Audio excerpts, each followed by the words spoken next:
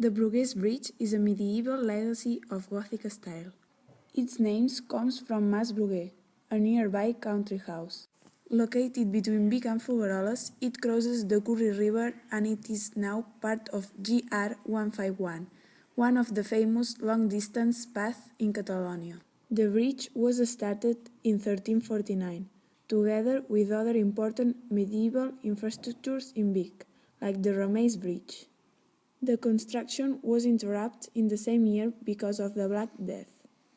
It was restarted in 1368, together with the works of the city walls. Finally, it was inaugurated in 1434. The bridge was financed by Vic's bishopric.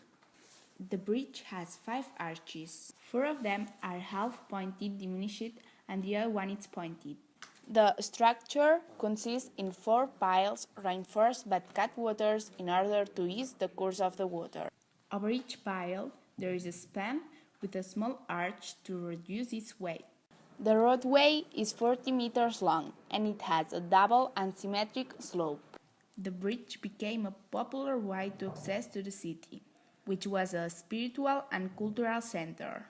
Nowadays, the bridge isn't as useful as it was in the past, since the city have developed other modern infrastructures.